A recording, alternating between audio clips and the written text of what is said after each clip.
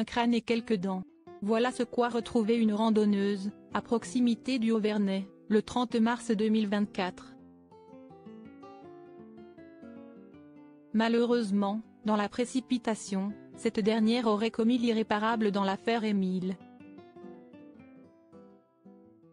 La famille ne pensait pas célébrer les fêtes de Pâques dans de telles circonstances.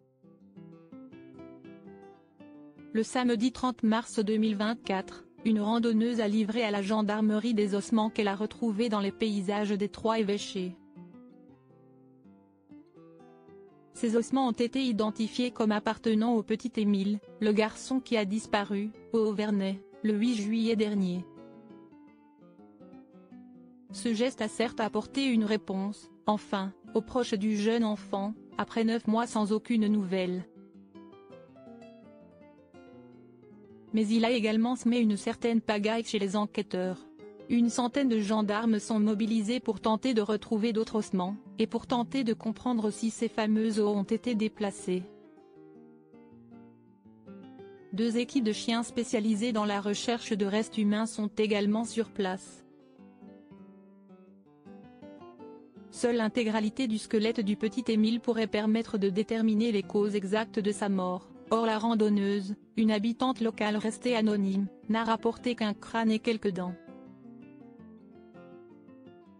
Cela nous a bien contrariés, explique une source proche de l'enquête au journal Le Figaro, dans son édition du 2 avril 2024. On aurait préféré qu'elle ne touche à rien. Interrogé à ce propos sur CNU, l'essayiste et consultant Joseph Massé-Scarron avait déjà vu rouge en évoquant un geste irresponsable. Sous le coup de l'émotion, il ne me viendrait pas à l'idée de prendre des ossements pour aller les porter à une gendarmerie, expliquait ce dernier.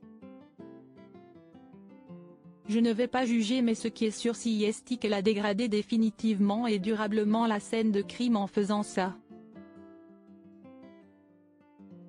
Toujours est-il que cette découverte permet à Marie et Colomban Soleil, les parents d'Émile, de clôturer un chapitre.